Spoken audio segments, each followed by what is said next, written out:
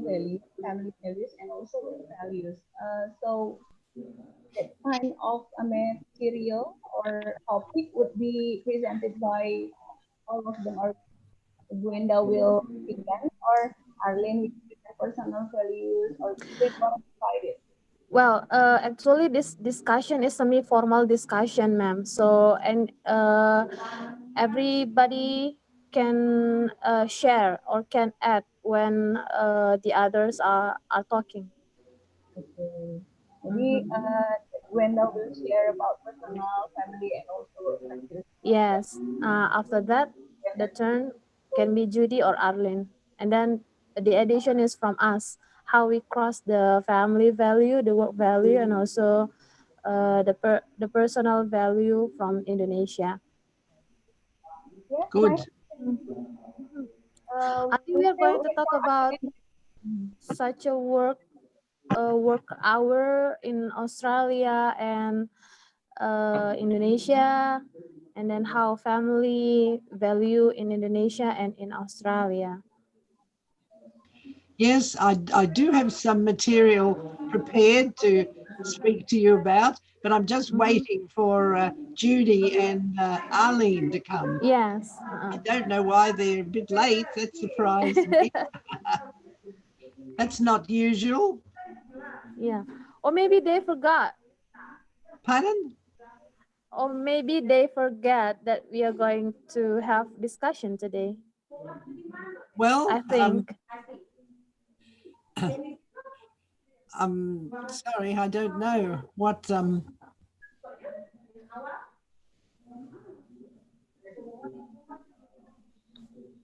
Miss Mary, what about while waiting for Arlene and Judy? Yes, Like to Gwenda to share first about personal, family, and work values in Australia. While waiting for I Arlene. will look. I will talk about it. I would you like me to begin? I don't know what's happened to Judy and Arlene, but would you like me to start talking now? Yes. Yes, no problem. Okay. I think Yes. you can start. Okay. Maybe Ma'am Yunda can open the discussion first. Yeah, I Mm-hmm. will, and then they can join in once they get here. Good. Yes. Okay. Okay. Well, I'll say hello to all of you. I've already said hello to Miss Mary and to Miss Yunda, who are the hosts for today. And the topics we've been asked to talk about today all concern values, personal values, family values, work values. Values are a very important part of our cultures. And I will just remind you of the way I defined culture in one of the previous sessions that we had. Yes. I said that culture is everything that a particular group of people make, do, or believe. Uh, there's some noise, Mira. Can you get everybody to mute their? Can you ask everybody to mute their to mute? Okay, so, others please mute your speaker while Gwenda presents about work values, family, and also personal values. Okay. Oh, that's good. Nice and Okay. quiet. Thank you. Yes. Good. Sorry, Okay. sorry, Gwenda. Sorry, Gwenda. You can No, not continue. at all. This always happens with Zoom meetings. I've done such a lot of them. I'm used to it by now. Yes. Anyway, the way I defined culture in the previous section, I said culture is everything that a particular group of people make, do, or believe.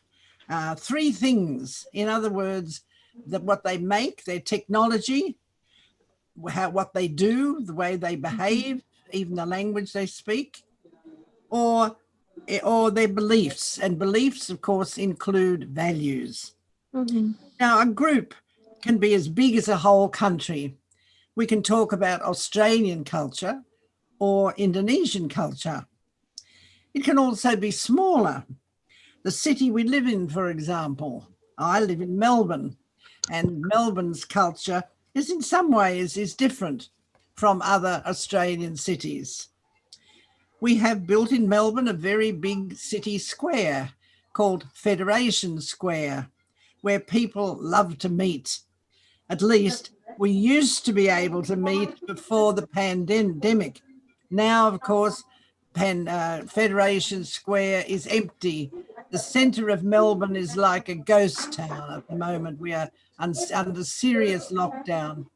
We're hoping that this Sunday we will get some changes and that we'll be able to have more freedoms and so on. Anyway, we used to be able to meet in Federation Square, and we like going to cafes or restaurants and drink coffee. We love sport and we value football. We also love and value going to galleries and art museums. More Melbourne people go to museums than to football. So it's more common. More people in Melbourne go to museums and art galleries than go to the football. These are things we value. But before I start to talk about personal values, family values and work values, our topics for today, let me say that I think there is one value which everybody in the world might consider the most important, the value of friendship. And that's why I'm here today and why I've been coming with Judy and Arlene to show our friendship to all of you. You know, it's quite complicated to talk about values in Australia. Australia has a population of 25 million, very much smaller than Indonesia, of course. And Australia is also a multicultural society. Since 1973, multiculturalism has been official government policy. Now, unlike Japan, Japan is very different. Japan does not welcome immigrants or migrants. But unlike Japan, Australia has increased its population by almost 500,000 migrants each year, about 500,000 each year.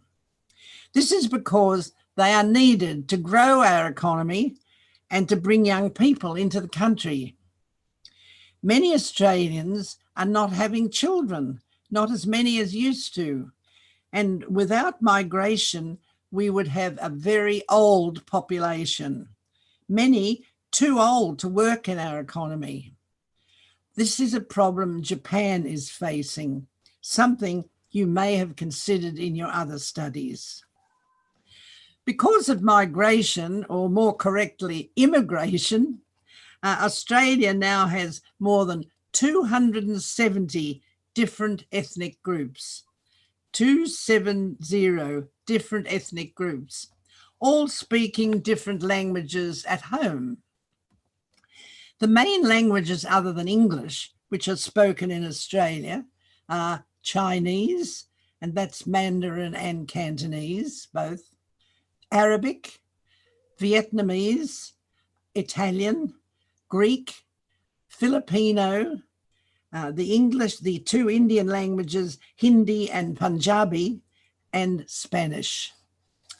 Now, most ethnic groups in Australia, while they're trying to fit in and make new lives for themselves here, they do try to keep their own language and culture alive because they value them.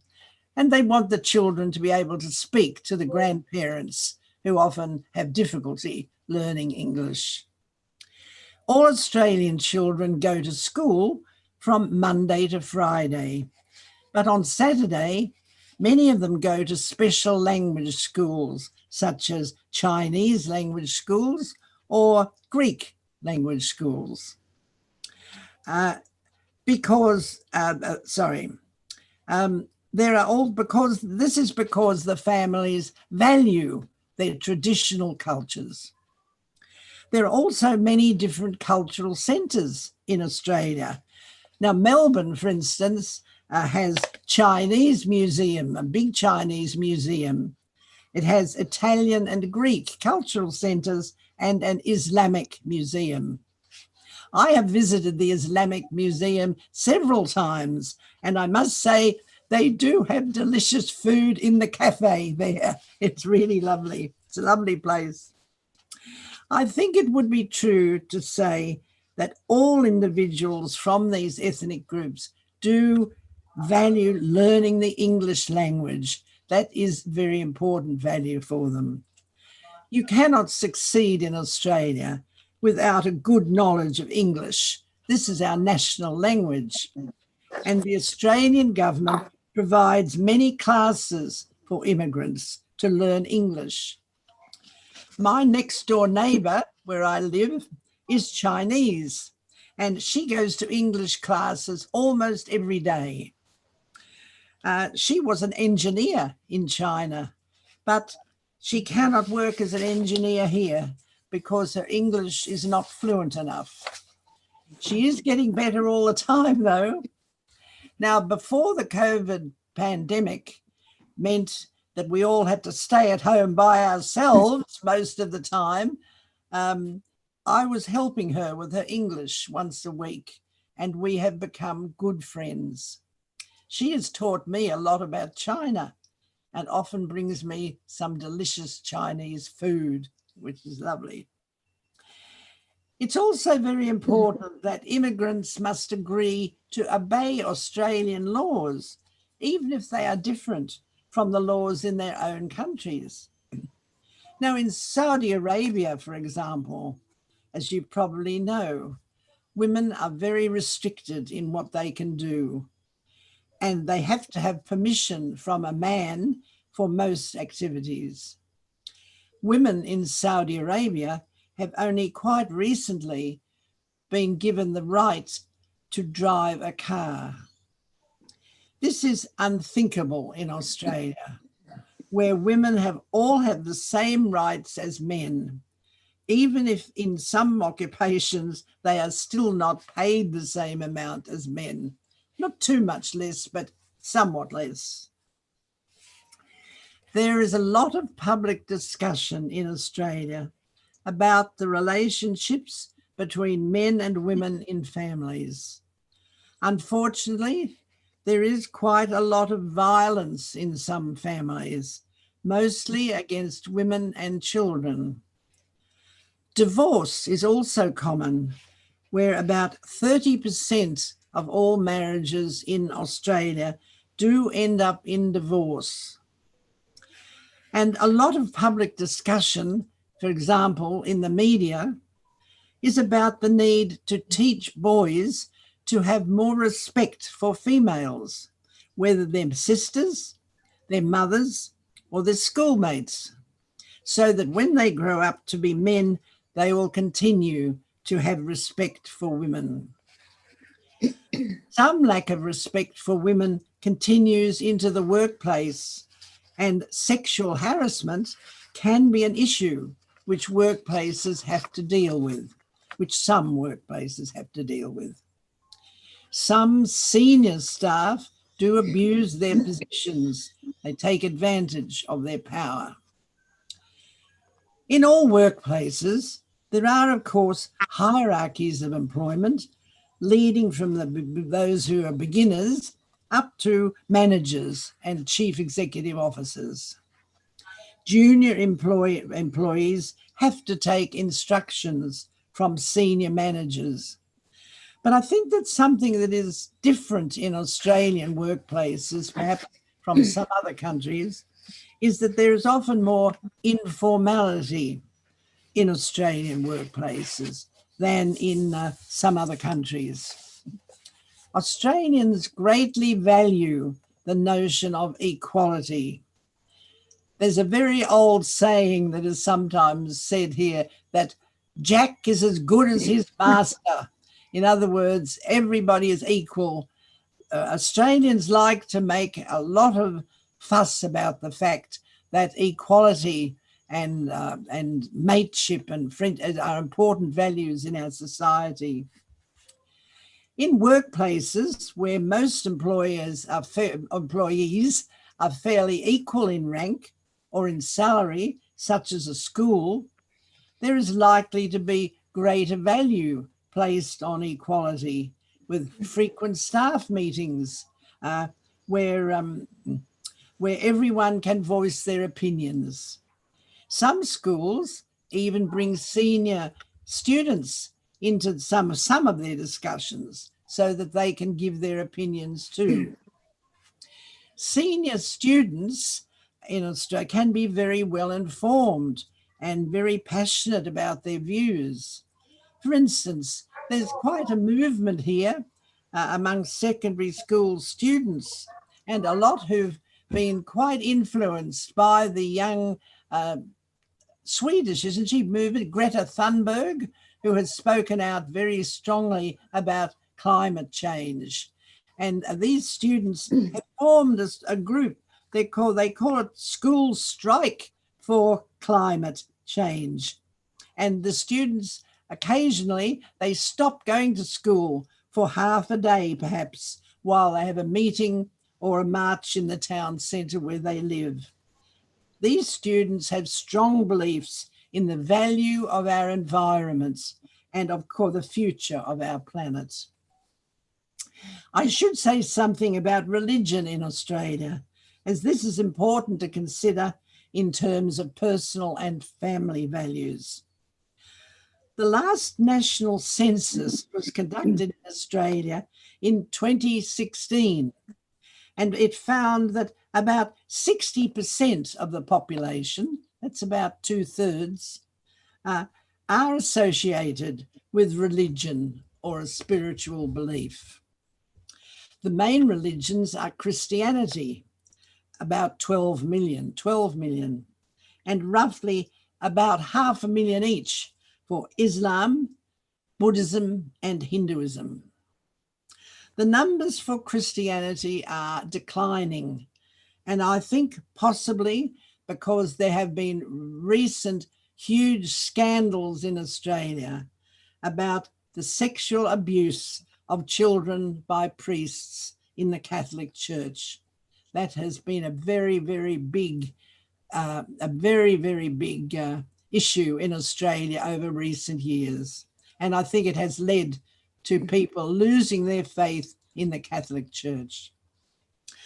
About 30% of Australians have no religion, although many of them still value the historical traditions from Christianity, such as the religious holidays at Easter around March or April, and Christmas, December, which are public holidays.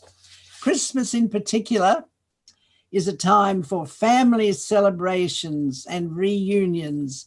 People really value getting together with all the members of their families, and perhaps they might go for holidays at the beach.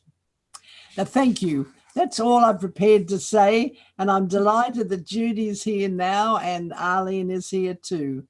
So perhaps I'll hand over to Judy now. Thank you, Gwenda. I'm sorry I couldn't turn on my computer before. I was here. I don't know if you could hear me. Can I please say something now? Yes, of course. Thank you. Just before I talk about values, can I please say, last night I heard on the television that the Australian government has had to translate warnings about COVID into 50 languages. 50 languages. This is how many different nationalities of people are now living in Australia. People coming from over 50 different countries in the world. As Gwenda was saying, each group of people has their own cultural values, but many values are shared between us. If I'm describing Australian values, I think one of the most important values that we share is that of fairness, what we call fair play. This involves being kind and helpful to our families, our friends and neighbours, and to the whole community. Generally, people learn values as children from their families and from their friends as they grow up. And as Gwenda said, some people do go to church, but not as many as in the past. There are many mosques now in Melbourne, and also Buddhist and Hindu temples. Where I work in the suburb of Preston is apparently, I believe, the largest mosque in Australia. And we have many Muslim people coming to my work as patients. There are some people who do not have good values, perhaps because they've had a poor level of education or haven't learned good behavior from their families.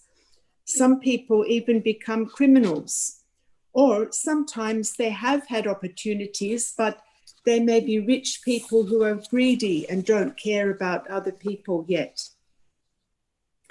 But overall, people in Australia are very caring. My workmate is a doctor and she has a busy life, but at night time she cooks food for homeless people, and 2 nights a week she drives to the city to give the food to homeless people.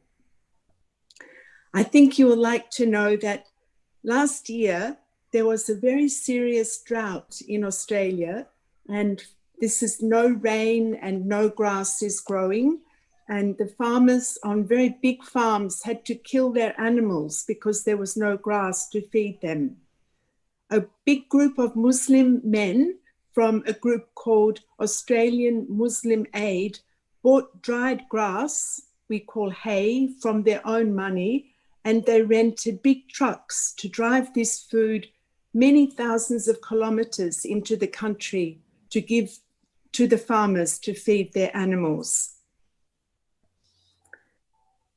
We talked before about the Aboriginal or the Orang Asli people in Australia, and these people have very strong family values. Traditionally, they call all older people auntie and uncle, and they often look after many people living in their own houses. The older people take the younger Aboriginal children into the bushland to learn about nature and to learn to respect plants and animals. Many people here are now realizing the importance of caring for the environment and trying to help to prevent climate change. Some people within their own lives and their own houses are trying to live more simply without making rubbish or wasting things. And they try to ask industry to become more environmentally conscious. People generally want the world to be a better place for their own children in the future. In Australia, our values have generally taught us that we should not report people to the police for breaking the law unless it is a very serious matter. But now during COVID, some people are still not wearing masks or practicing compulsory social distancing. So now some people are being reported to the police by their neighbours. This is not the usual Australian value, but people are trying to help to save lives.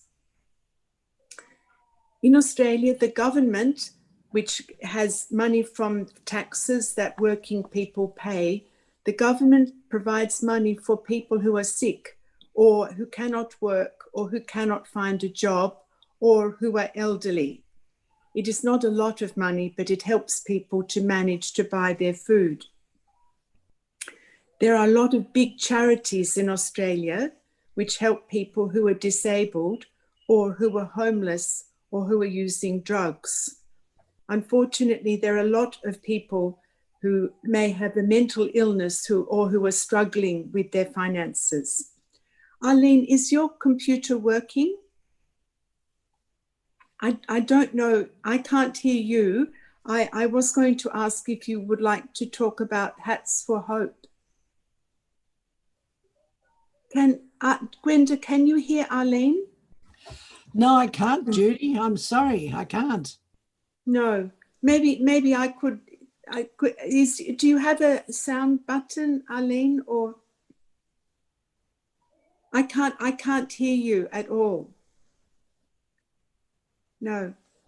I was going to say or invite Arlene to talk about an organization that she helps to support with raising. Is it coming back? No, Arlene helps to raise a lot of money every year for an organization called Origin. And this is helping to provide money for the care and treatment of young people with mental illnesses. And Arlene has a wonderful collection of very old hats for your head. And every year she helps to organize a very big party where people pay a donation to come to look at the hats. And all of the money is given to the organization and this is called Hats for Hope. Hats for hopes. Hat for hope. Hats for hopes. The hat for the head. Yes, the hat for hope. Arlene, we can see you. Do you have some hats you can show us? Arlene will get some hats. These hats are most beautiful hats from 1950, 1960.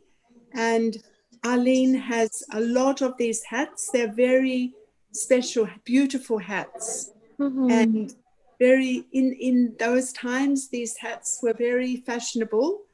And people don't wear hats now like this in Australia. But everybody is very curious to see the hats. Also, they want to help the charity. So she's gone to get some of the hats now. One thing I did want to maybe talk about while Arlene is getting her hat is care of older people in Australia. The government does provide a pension if people need to have money to live, but some older people stay at home with their children, but some people, if they are not well or the children can't look after them, do go and live in a nursing home. I think it's perhaps not so common in Indonesia. Gwenda, do you want to say anything about nursing home? Well, again, it's like this has been during the pandemic. This has been the problem of people who live in aged care or whatever it's called, nursing home, but aged care. Then not all nursing, but because the virus has spread very much into these villages and homes where people live, with the result, of course, that most of the deaths from the virus have been for older people. It's not so many, and it's spread like wildfire, as we say, unfortunately. Also, it has to be said that many people think that some of these aged care homes or nursing homes are not of a good standard. They don't have enough staff and they're not well trained enough. Some of them are very, very good. And my sister, who's also Judy's mother, she lived in, because she had to have nursing care. She had some very serious strokes, and she had to be looked after. She couldn't speak or anything. So, but that was a very nice place, and the staff there were very good, and so on. So, and she was there for 3 years before she died. It was all very sad, of course. But I don't know whether in Indonesia, is it the custom?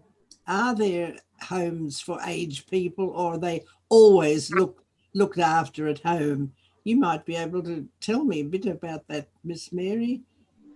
Well, talking about nursing home in Indonesia, it is not common in Indonesia when older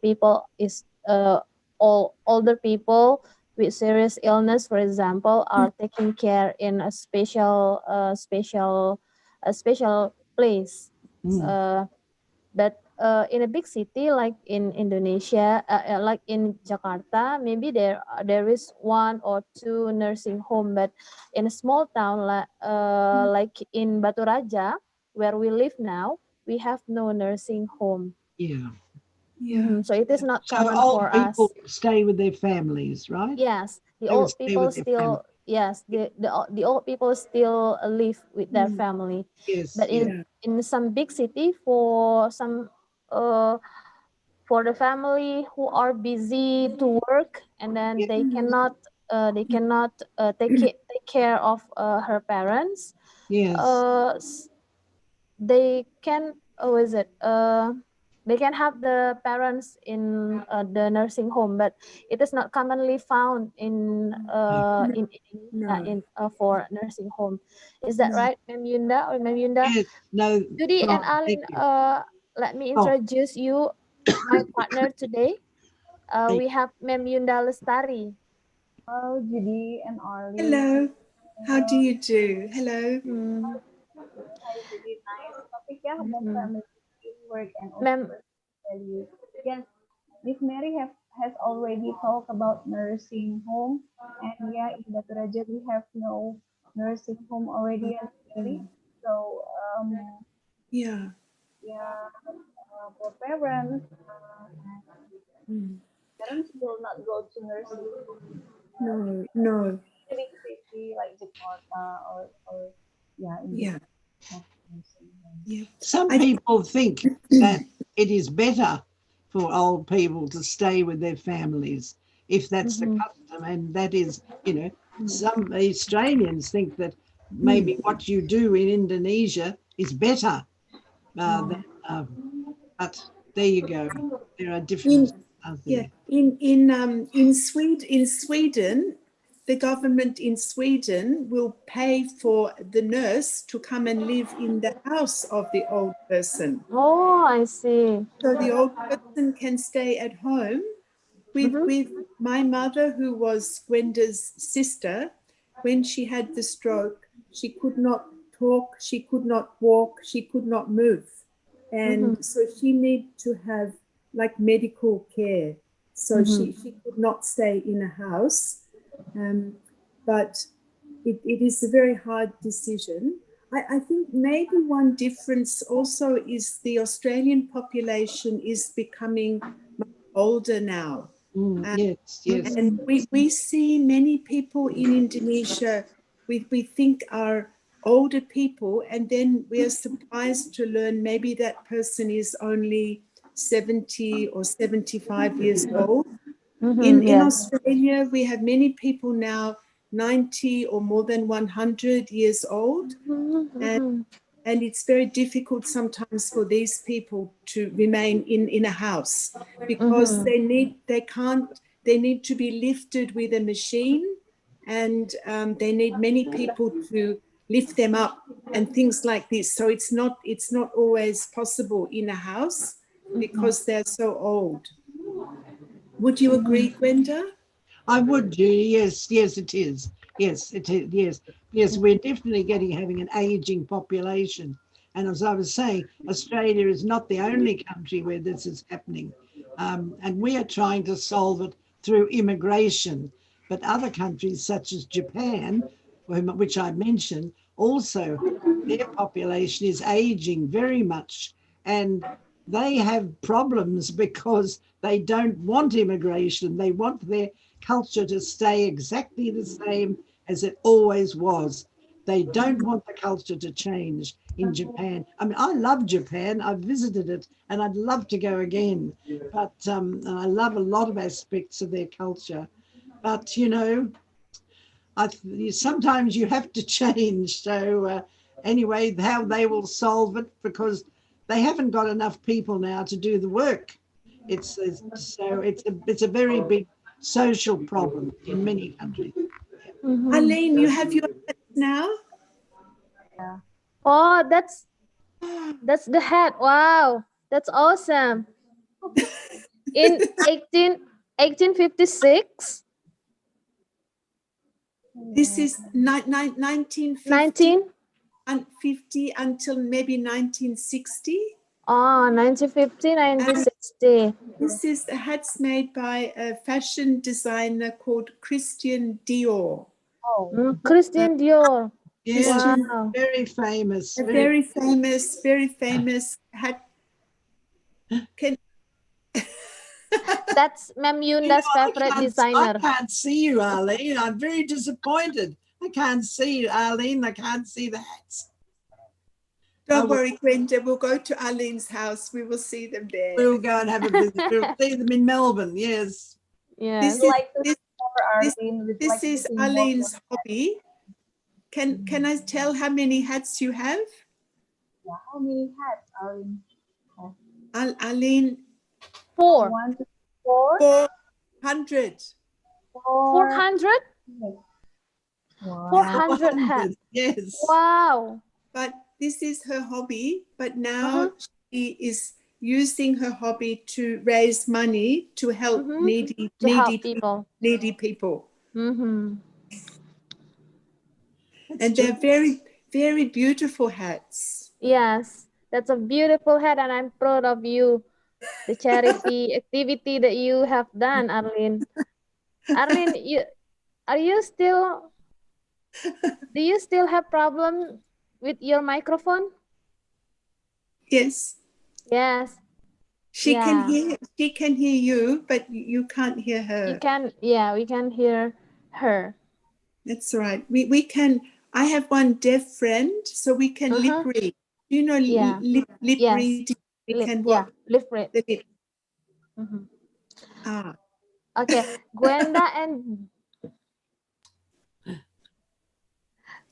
and Judy has already talked about the family value, personal value, and then the work value from Indonesia. Maybe Ma'am Yunda can tell us about the value in Indonesia? Yes, please. Okay. I'd like to share because I'm a mother of 3 kids. Yeah, actually, Brenda, Arlene, and also Judy. So I think we have a very different type of taking care of children between Indonesia and also Australia. Like when I have a baby and it was a newborn, they feel she or he still sleep with me together in my bedroom, yeah, and I still take care of them and also sleep with them because I have 3 kids and still sleep with them in one bed, in one room, one bedroom, where whether it is that my kids now for the first kid now he is 8 years old and still sleep with me actually at night. I think it has a little different with yeah, family values. Yeah, for example, in Australia, I don't know whether in Australia that kids or newborn would be sleep not in the same room with his or her mother or in a separate room, or yeah, maybe Gwenda or Judy would like to explain how the family values in Australia. Is it different with Indonesian culture here? Okay. Usually the baby may sleep with the mom and the dad in the same room. They do recommend in Australia that the baby does not sleep in the same bed because do you know the sudden infant death syndrome? So there is evidence of the baby being too hot in the same bed, and then the baby can stop breathing. So medically, they recommend that the baby is in its own basket, but it will be in the same room for maybe for some weeks or months. But then the tradition often is that the baby then is in the baby own room by itself. Would you agree, Gwenda? I think so. Yes, that is so. Yes, that is true. Yes. Yeah. And again, that's also debated a bit because, you know, some people think it's a bit lonely for a baby to do that. But there is certainly a lot of worried about what we call SIDS, as Jude said, the sudden infant death syndrome, which is, you know, babies who die for no apparent reason and so on. So, but it has become the custom. And then usually then if there's another second baby born, well, they will share the room together.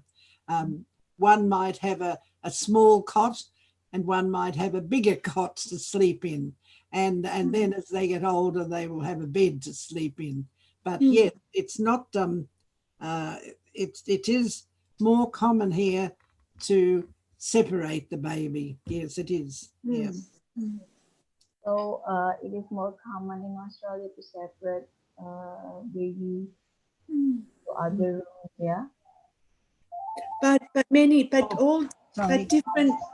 different families will have their own choice. So many people will have the baby in the bed, and we have, because we have people from so many countries living here, and there are many also people from Africa, and many different cultures. So every culture may have its own tradition.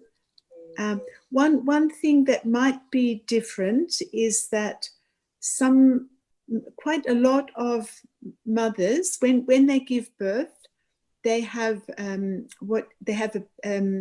paid leave from their job for 6 weeks, and then many people choose or they need financially to go back to work, and then the baby is looked after perhaps by the family, the grandparents, or maybe in the childcare center. So the childcare center is able to look after babies not at night time but in the daytime from the age of 6 weeks. So this is the pattern for some families.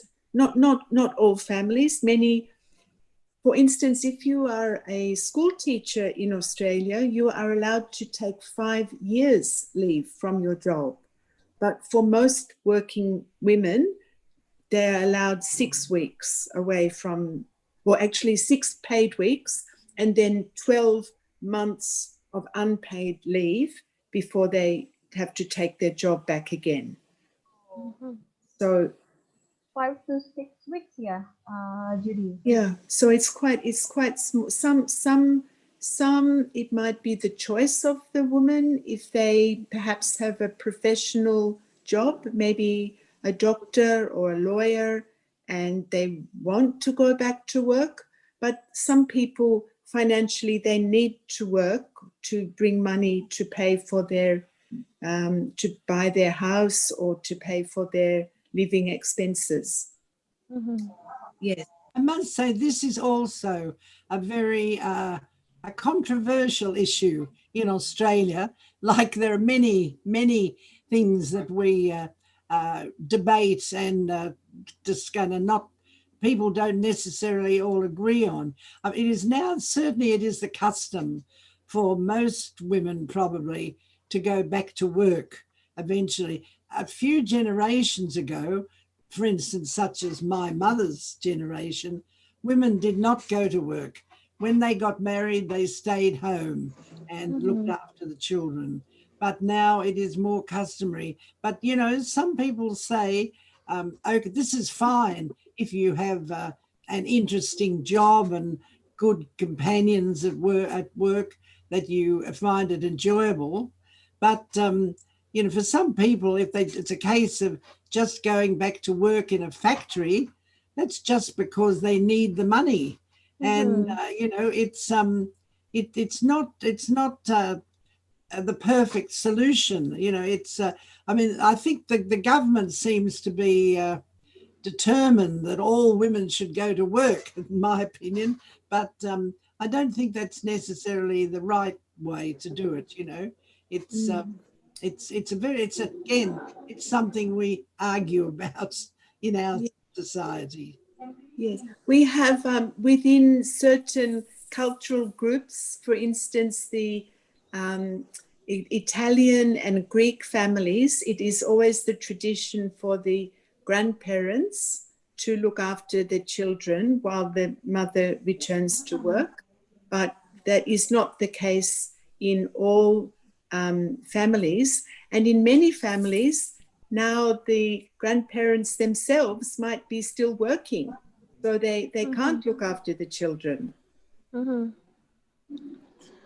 Well, in my family, it is also very common that when women in our family go to work after giving birth, after having a baby, and the grandparents, our grandmother, our grandmother, who take care of the children while my aunt go to work. So I think it is quite similar to there. And Mem Yunda's children is also taken care by her grandmother and But actually, grandparents, right? but Yes. actually, my mother is still working now as a teacher of children, elementary Mhm. school teachers. So my dad take care of my children at home, and I have I have also someone who take care of my children, and then I pay Yeah. them for Yeah, Yeah, something yeah, like babysitter. Yes. Mm-hmm. yeah. Well, Yes. that's very similar to Australia. You know, Mm-hmm. Yes. sometimes the father will stay home. They call them Mm-hmm. here house husbands if they're Mm-hmm. staying at home. To house husbands, that's the term, Hmm. and they like to do it. You know, one of the interesting things that's happened during the pandemic, when everybody is all the workplaces have been closed and people have been had to work from home. You know, especially now, of course, that everybody can use computers and use Zoom and so on. And, you know, a lot of people have found that they like working at home, Mm-hmm. including the men, not only the women, but they really like working at home. Hmm. And also, I mind you, my children are of course well grown up now, and I have Mm-hmm. grandchildren, but a lot of the young families, while the schools have been closed because of the virus, the parents have had to help teach children at home from the computer. Mm-hmm. And for yeah. parents who are not teachers, can be very difficult. But even so, even with the difficulties, a lot of people have said how much they like it. You know, Mm-hmm. they like doing their work, and they like perhaps to go into work. Maybe they'd like to go to work 1 or 2 days a week, perhaps if they could. Mm-hmm. Now, I don't know whether that's going to happen or not. There's a lot of talk going on about what is life going to be like after the pandemic when it Mm-hmm. finishes. Let's hope it does finish. But now, just tell me, have you had how it's the virus has been pretty severe in Indonesia, hasn't it? Pretty this pandemic coronavirus been strong in Indonesia? Yes, the pandemic of coronavirus is still strong. Still, I mean the was it Still the happening. people the people yeah the rate of the people who infected by the virus is still high in Indonesia. So for some what is it some places in Indonesia still have what is it what is we call PSBB, Mem Yunda. Uh, Something like a red zone, yeah. It means that Ah. we cannot go Mhm. anywhere. It is people will be limited to go to anywhere because of the coronavirus, because it is very dangerous. And yeah, in Indonesia still have many people died because of coronavirus. Like, and students, especially my kids, also still study at home. Yeah, But yeah. yeah, like Brenda said that a pandemic actually united us at home because Miss Mary, we have worked from home for about 2 months. 3 months, Yeah. 2 or 3 months, we have to work from home. Yes. Yes. Yes. Mm. Have the schools been closed? The schools? Yes, the Yes. school is also being Yeah. closed until now. So the children still learn from home. Yes, yes. Yeah. Mhm. So Well, we very have still similar online to learning. Australia. Yes. Mhm. Yeah. And do you have restriction that that you must stay close to your house? You can't travel now, or what restriction do you have? Well, there is, well, some, we are still allowed to travel, but we have to do some requirements. For example, we have to do some we have to show the rapid test result to the officer, so we can so they can let us go. We have Yeah. yeah, for the flight, For the for flight. yeah, especially for the flight, we have to show the rapid test to the officer. But when we go around this, if we from home, and if we want to go from home to our workplace, there is no restriction. But we have to, was it we have to wear, we have to use Mask. our mask. Mask. Yes, Mm-hmm. yes, yes. Well, we're in Melbourne. Melbourne is the worst off, in the worst place in Australia now, and it because the virus has been the worst in Melbourne, and uh, Mm-hmm. and we are only allowed to travel 5 kilometres from Oh, home. 5 kilometers. That's all, not more than that. Yes, but we Mm-hmm. hope that this coming Sunday things might change a bit because the Mm-hmm. numbers have been dropping. It has been getting better. What do you think, Oh, Judy? Do you think Well, what changes do you think we might see? well, can I explain to the students we could only leave our house for 4 reasons. So we yes. could we could go for essential shopping. At the first, one person from the house can go one time a day only for shopping. Mm. And we could go for the doctor or the hospital or the pharmacy, or we could go for exercise. Initially, one person in the park. And Gwenda, what was the other reason? There was one more reason. Oh I gosh, forgot. let's see, exercise, shopping, medical reasons. Oh, Oh, well, caring. If you're oh, caring for another person. Yes. yes, yes. If you have to provide care for an older family member or sick person, or if you had essential work. So most of the shops here were closed. The food shops and the petrol stations still open, but the businesses, the factories, the clothes shops or things like this all shut.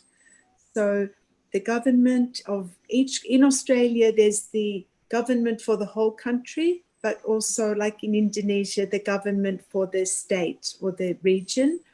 And so on, our government said if we can reduce the number of cases in Melbourne, before it was 700 cases every day. If we can come down to an average of 5, we can relax the restriction. So I don't know how many cases today, Gwenda, do you know? Only 6 today. It was very low, and the Yes, average number now, we haven't reached an average of 5. We've reached yes, an average of about 10. So it's yeah. close to our goal, but so we're not quite So, sure what announcements the government will make. Yeah. no, some people are getting very, very upset because if their business is shut, they have no, the government gives them some money, but they can't run their business. So some people are very upset now and pushing for the restriction to be eased. But I think I think they will have to do some relaxation on Sunday, or I think the government will not be allowed to continue with the restriction. I think maybe we will be able to travel a little bit more. So now we can now meet with one other family, maybe for a picnic in the park. But we still must be 1.5 meters from everybody and wearing the mask. I think they will allow some business to reopen, because otherwise the business will collapse. And I think they will allow people to travel maybe a little bit more. At the moment, we cannot go outside Melbourne. We are not allowed to travel to the country unless there's a special permission, a permit. And actually, even to go to work, we have to have a government permit issued by the employer. So you can't go in your car anywhere you like. You have to have the document. So I think they will just relax slowly, because it's so important it does not get worse again. Oh my goodness. Yes. Well, anyway, we will be able to tell you next week when we have our last meeting with you. We'll be able to tell you what has happened, what changes have been made in Melbourne, where we live, in terms of the management of the pandemic and the virus. There are some people who are very sad because they want to protect their older family. So some people in Melbourne have not seen their family since February, because they don't want to risk having the family catch the virus. So people are becoming quite unsettled now, and that's why I think there will be some change. Yes. Yes. One thing that is very distressing is for people who can't see their the grandparents and the grandchildren. Well, see, I'm in that category because my grandchildren, they live in a country town, a different town, not in Melbourne, called Ballarat, which is a lovely place, and I go there regularly to see. But I haven't seen my grandchildren since February, as Judy said, except online on Zoom, you know. But, and a lot of people are very sad about that. So, but you know, again, we do value. Most people do value their old people, and they are very protective and look after them. So I think you could say, in general, that is a very common value in Australia, is to look after the children, look after the grandparents. That the most people believe that's a value, key value. Yes.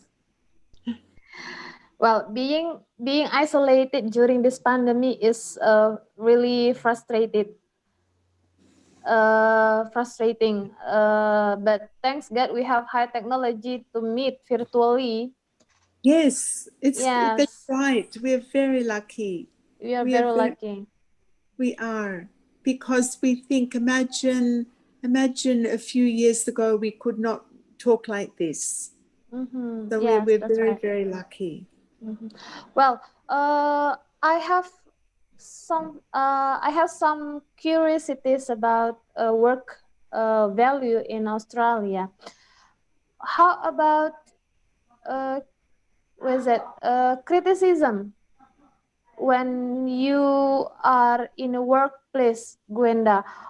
Can people criticize directly in their in their workplace? I mean, person to person. Yes. Or in a meeting?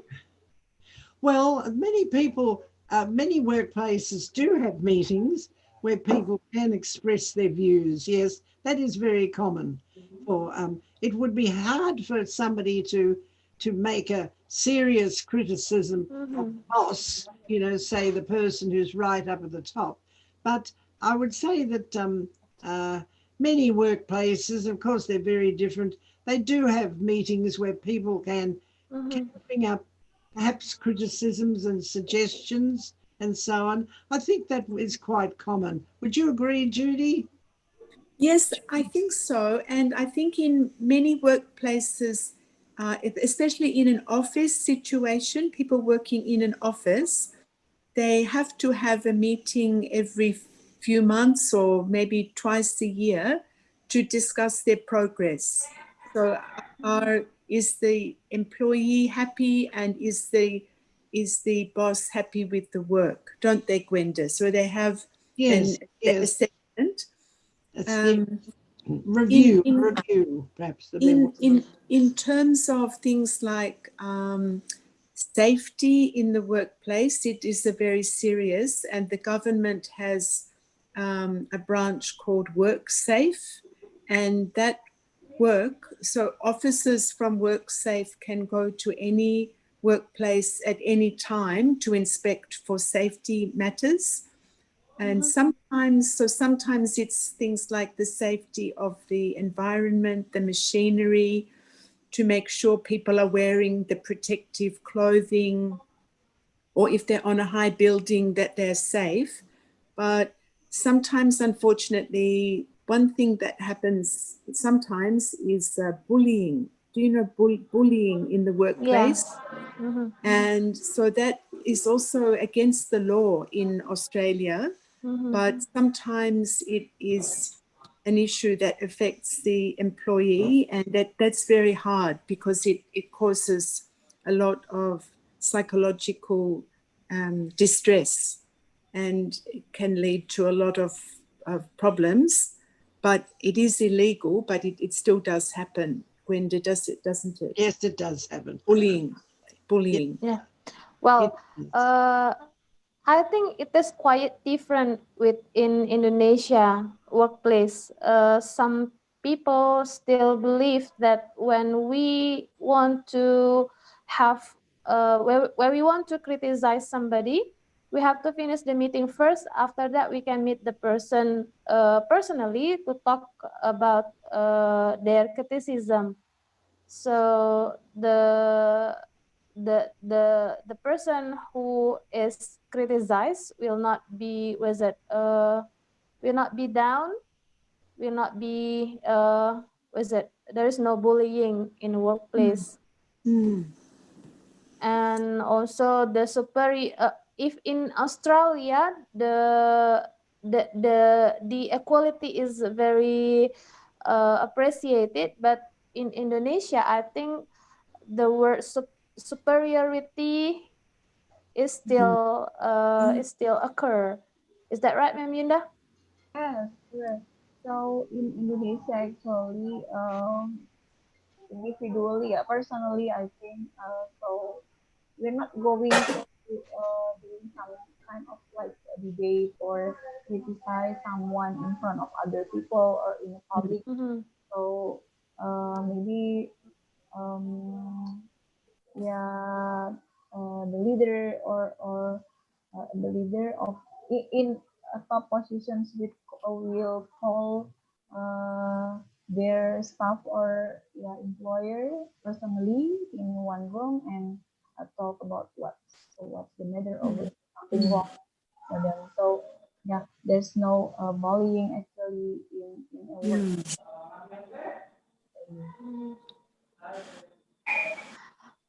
Ma'am Yunda, can we invite our students? Yeah, sure. Of course. Yeah, for others, students who will share or even discuss or have something to share with us about personal, family, or even work values, maybe you could active your microphone and tell us anything. You could say anything about family, for example, or personal, anything with us. Yeah, with Glenda, with Arlene, or Judy also. Maybe you have something to say with us. Bella, do you have something to say? Yes, ma'am. Yeah, do you have something to say or something to share with us about family values, for example? Or, yeah, Yeah, personal values. I don't know, ma'am, but I think I would like to share what my family look like Okay. Yeah. for such a culture or something. Mhm. For me as a Muslim, and I am from Bengkulu Selatan, South Bengkulu Mhm. family.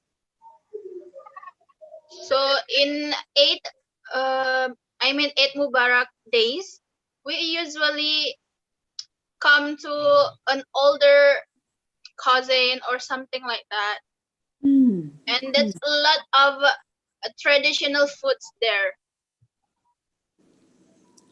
In Bengkulu. Yep, and we usually spend the holiday for to go to beach or just collect a shell in the beach. Yes, yes. Yes. Do you swim? Do you go swimming? Yeah, we usually swim on the beach too. Oh, that's beautiful. Good. So Bella spent many quality time with her Yeah, family. with Yeah. a big Yes. family. Oh, with the family. Yeah. Yes. It's very nice to have holidays with your family and Yep. especially with many people. Do, do Well, you do you have a lot of cousins, Bella? Actually, yeah, ma'am, because I have a big family in South Bengkulu, and then my mother's side in this Batu Raja. So, Mm-hmm. in this family, I must know how much I have a cousin here and much niece that I have. Mm, So we still to connect the relates about us in a big family. yes. If we have Auntie Gwenda, you used to spend your holidays with two other families always, didn't you? Yes, yes. There were three families. We always holidayed together. Yes, and that was some years ago. And in fact, and there were how many children? Let's see. Oh, about 6 children altogether from the three families, and that was very good. And funnily enough, not long ago, my youngest son, who is now a grown up man, he's a teacher and a musician, he had to go to the hospital in Ballarat where he lives. And to his amazement, the doctor that he saw was somebody that he had grown up with as a child in our holiday house. He hadn't seen Ah, her for years. She's now actually quite a well-known neurologist, and they were so delighted to see each other. They hadn't seen each other for perhaps 30 years or 40 years, you know. oh my goodness. So apparently that was a great reunion. But Yeah, yeah, that's good. so they were almost, when they were young, they were almost like cousins. Yes, almost like cousins. Yeah. Yes. okay. Miss Mary, do you have something to share maybe about your family? well, if Gwenda and Judy told us many things about personal value, family, and work value in Australia, well, I think there are some similarity in Indonesia. Indonesia is the fourth or the fifth most populous country in the world after Yes, yep, US, yep, Chinese. So we have so many people living in Indonesia. yep. Uh, there are some also immigrants from the other country, and that Mm, because we were ever colonized by England, and then was it Japan. So in Indonesia there are some assimilation and also acculturation. Mm, So Hindu and Buddha, yep, yeah, Hindu and Buddha culture is also living in this in Indonesia. But was it like Buddha, like Hindu, yeah, Hindu mm, assimilated from India, but not all the culture from India is yeah, combined in yep, Indonesia. Yeah, like was it kasta, yeah, mem, yeah? Mhm. Was Yeah. it kasta in English? right. And of course, there was a lot of Dutch, wasn't there? The Dutch had a big presence in Indonesia, because I can remember that Australia actually helped Indonesia to gain its independence, Yes, when it that's did. So right. Australia helped Indonesia to gain independence. Yeah. Mhm. And can I say, when we have been to Bangka Island, to Muntok, do you know UNESCO? Do you know, from the United Nations? Yes. UNESCO UNESCO went to Muntok in Bangka Island in 2009, and they said, yes, it's a place of great cultural significance, because there are many people from different places and different religions, and everybody is living very, very harmoniously, and Yes.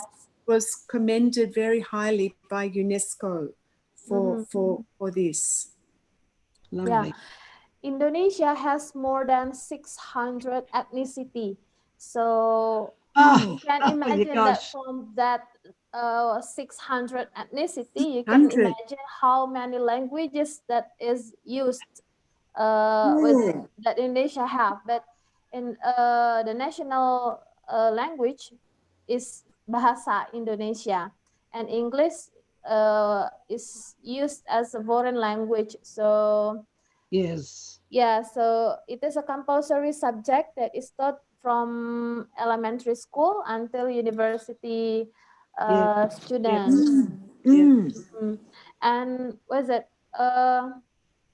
The most popular personal value in Indonesia is gotong royong. Is Gotong royong. In bahasa Indonesia, gotong royong. Gotong what? royong is we help each other Yes. Yes. when we have Very- some difficulties. For example, like this, Yes. when we want to hold a wedding party, for example, so we are not common to use wedding organizer, but what is it? The neighbor around the house will help the wedding. Ah, yes. Yes. Yes, Yep. the wedding. And what is it? Apa lagi ya, Mem Yunda ya? That some kinds of events, not only wedding party, but also any kinds of events.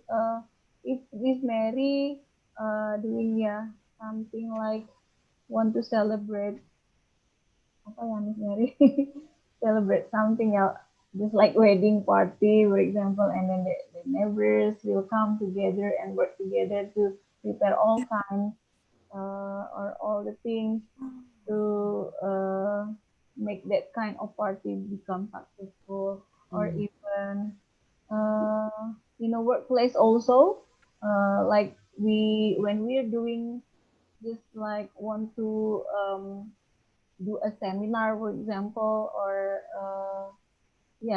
just like a seminar. So in a workplace, people will work together to prepare all kinds to make that kind of seminar become successful. Just like a gotong royong, or work together or help each other in Yes. Yes. My eldest son is an engineer. He works for Caterpillar, the big company that makes those giant machinery. And he's done a lot of time in Indonesia. He has worked, in fact, he was actually living in Jakarta for some time, and he loves it. He loves to be Yes. in Indonesia. But of course, at the moment, he also loves going to Mongolia, which is one of his favorite places. But of course, he can't go anywhere at the moment because our borders are all closed. We can't travel anywhere. But Yes. people can't, it's very hard for people to come in and hard for people to go out. Do you know, Changes. because I have been visiting Indonesia quite a lot of times now. And I know we see through different eyes because we're on holidays. But I have the observation, I think people in Indonesia are generally, I think people are happy because I think one of the contributing factors is that people do have personal values, and they have this value gives them a purpose in their life. It gives them some guidelines and some reasons for doing things. And I think really this is very important as a foundation for people's lifestyle. When we have met so many people we have never met before, and they will come to us and say, can you come to my house? Yes. We would like to cook food for you. Yes. And Mila will know, I think, Reni Amelia in Muntok, who is working with Mr. Randa, the English Yes. teacher. Mr. Randa. But Reni Amelia she's very busy. She's looking after her family. She's teaching students, but in her spare time, she's making extra food for the prisoners in the jail. Oh, And yeah. so people seem always to be finding useful things to do. And Yes. I think it makes a very special culture. Yeah. Is there any traditional food that you like to eat in Indonesia, Judy? Have you ever tasted? We in Palembang we had pempek. Oh yes, pempek. That's our traditional food. Gwenda, someday you can you can Nasi have goreng. pempek as our traditional food. Do you know poor Auntie Gwenda? 2 times she was coming with us, and then something happened with her health, and she had to cancel the trip. So Oh, she I see. hasn't got there yet. It's Yeah. very sad. Yes. Hopefully Very sad. someday you can come to Indonesia and we can meet in person. It would be lovely. And Yeah. that's a And good. eating pempek. Yep. Sorry, I was going to say I actually need to leave. Oh yeah. Yeah, we so- have to leave. Yeah. Yeah, Okay. so I will have to go, but I'll see you Yeah. next week. Yeah. Yes. See you, Gwenda. All right. Gwenda, our time is Judy. also limited, I think. Okay. Yeah. Thank you, Gwenda, and also We have 5 minutes left. Yeah, good. Gwenda, Judy, and Arlene. Judy, actually, I'm good in making pempek, Judy. So you have to Me try. too. Me too. I'm good too. Thank you. And we would love maybe one day you could send us the recipe. We can try. Oh yeah. That's a good idea. Yeah. Also, That's a good idea. Arlene will remember Reni Amelia made a beautiful drink for us, and I think it's made from cucumber, but it's quite sweet. Oh yeah, estimun. We call it in Bahasa estimun. That was the most beautiful drink with little pieces Yes. of cucumber, Gwenda, and just so refreshing and cooling. Yes. Lovely. Oh, We can share the recipe. I must go. I'm sorry. I'll say goodbye because I must go. Okay. See Judy, you, I'll Gwenda. On the phone. Gwenda. See you Lovely next to week, you. Gwenda. See you next Bye-bye, week. Ma'am Bye, Gwenda. everybody.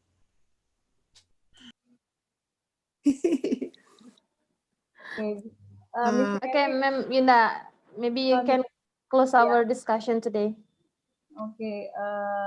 Firstly, I would like to say thank you very much to Gwenda, Judy, and Arlene to discuss about today is a very interesting discussions about personal, family, and also work values, and we can share together about the different and also yeah the difference yeah, and also comparison between our culture, and it is nice to discuss actually, and we hope that students, especially for English education study program of Batu Raja University, will learn many things by following these discussions.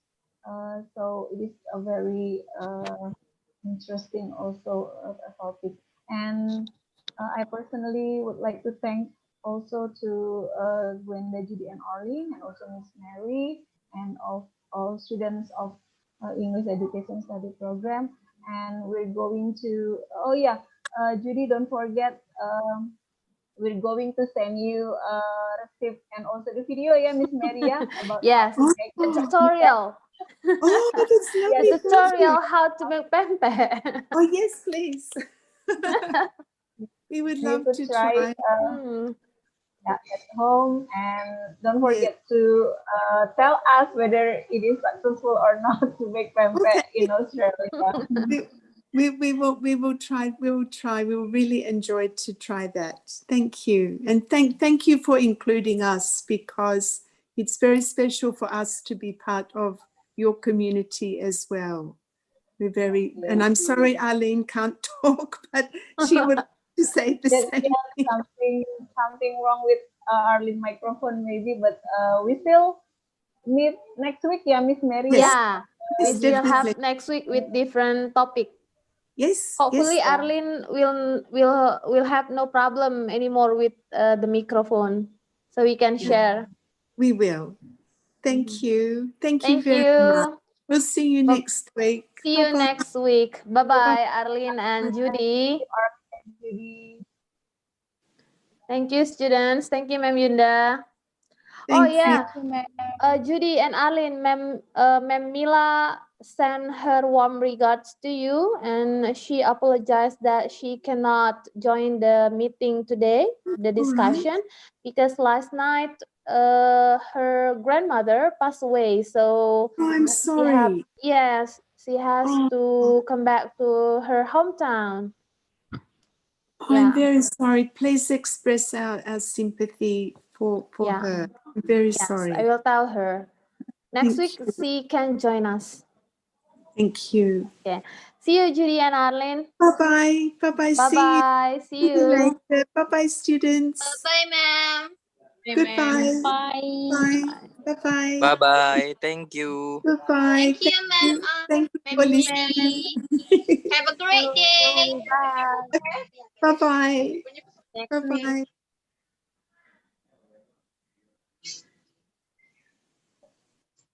Arlene, I will ring you up. Are you busy? No, I will ring you. Okay. Bye-bye.